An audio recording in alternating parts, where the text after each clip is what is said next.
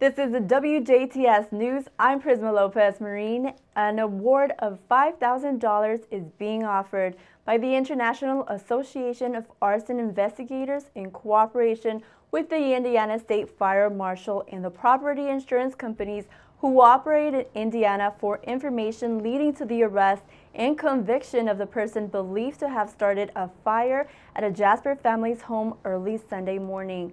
Around 4 a.m. on Sunday, Jasper police responded to a report of a male intruder at a home along the Dewey Street. Police say the suspect allegedly took some items from the residence while the occupants were sleeping. Police say the home's occupants were awakened as he or she was leaving, found that he had used an accelerant to start a fire near a rear door to the residence. The homeowners were able to extinguish the fire with minimal damage. Police say their investigation is still ongoing with the help of the Jasper Fire Department, the Indiana State Fire Marshal's Office, and the Indiana State Police Evidence Technicians. Anyone with any information can call the arson hotline number at 1-800-382-4628. The Jasper Police Department at 812-482-2255. Vernon accident. 5 people were injured in a 5-vehicle chain reaction accident along Vienna Drive, just north of 19th Street in Vernon Tuesday afternoon.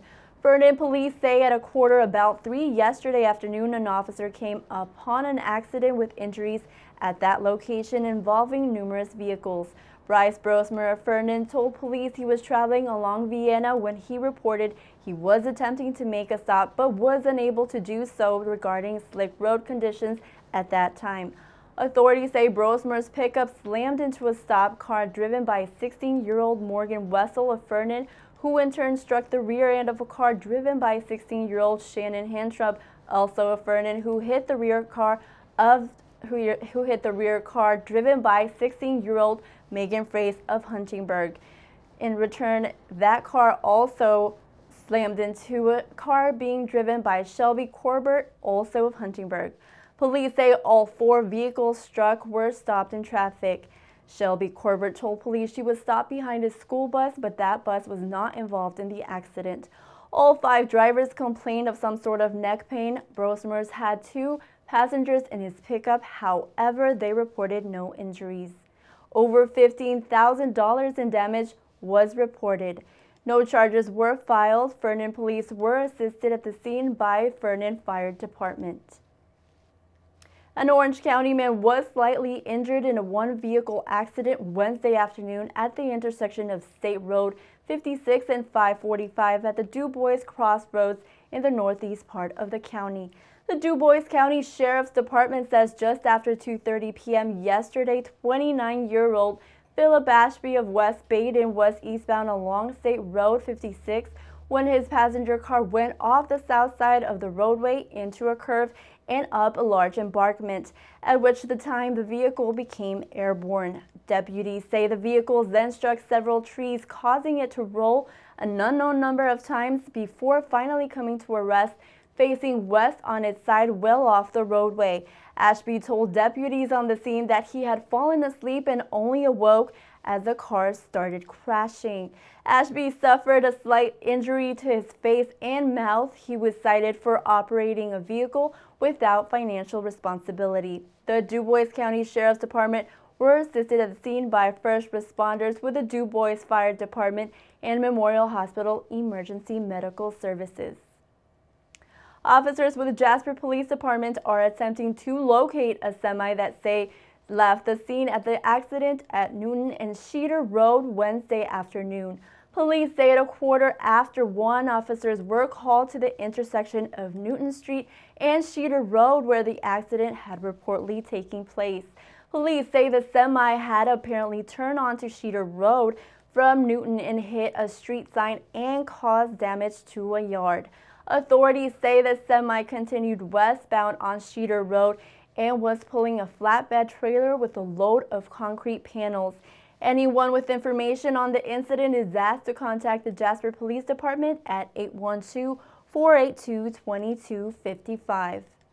The Huntingburg Utility Board accepted a bid by Taylor, Michigan-based Furpal Construction Tuesday afternoon, the city's proposed 4th Street water main project. The city's water department and Midwestern engineers had received bids on February 9th for the review, and the board members of the Huntingburg City Council listened up to a presentation at the Tuesday's night meeting and recommended to award Furpal's bid. Furpal Construction has experience with secure trenchless technology, which includes secure in-place pipe, also known as CIPP method, used to rehabilitate all water mains. Huntingburg Mayor Denny Spinner elaborates on the basis for choosing Furpal's technology for 4th Street water line. The reasons behind going with this type of technology is that there will be a minimal amount of disruption. There will be no disruption, in fact, of service to the water customers along 4th Street during this project, with a minimal amount of disruption when it comes to construction. There will be times when within construction, as any project, there will be traffic changes associated with this, but as opposed to a traditional dig and replace project where the entire street probably would have been shut down for certain times, this will not be the place. The water service will continue to all our customers on 4th Street, and the traffic flow will continue on 4th Street during this time. Construction for the project is anticipated to begin in mid-April. Mayor Spinner adds that by choosing Furpal Construction, there will be a shorter time frame in accomplishing the project sooner, as opposed to having a dig and replace technique. Mayor Spinner also noted that this type of project is not common in Indiana, and that the water department has been reached by other companies to visit Huntingburg and observe the project's development. Also on Tuesday night, the Huntingburg City Council looked at other related projects in progress, including the workforce housing project at Hunter's Crossing, which is being developed by Boxer Girl LLC. There was an approval to enter the contract with Boxer Girl developer, which will allow the city to have control over the project and supervise its development. The contract includes a $500,000 to go towards building the 1st Street in the new subdivision, which will be named Stellar Way. The money had previously been set aside as part of the seller process for this purpose. Mayor Denny Spinner says that if there are any other costs that exceeds the $500,000 mark, that it would be up to the developer to make those costs happen. During our stellar process, set aside $500,000 towards the workforce housing projects, and our funds will be used in the construction of the 1st Street Stellar Way, which will be built on the north side of the property. What this contract allows us to do is, this is a project that will be bid and controlled by the city, as any other street project would be done. We will be supervising the project, and any cost above $500,000, that includes for any kind of street construction or utility placement, storm sewers, etc. Any cost above $500,000 will be the responsibility of the developer. That cost is also being shaved down for the city by the fact that the developer is providing the engineered plans for the project. So we've got a great partner that we're working with.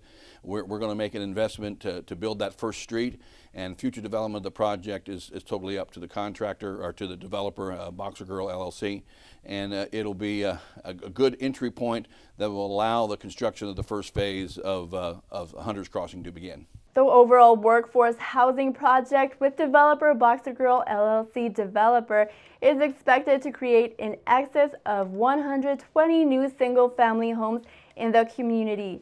As this project proceeds, it will go by phases, of which Hunter's Crossing would be considered as phase 1. Stay tuned for weather and sports still to come on WJTS News.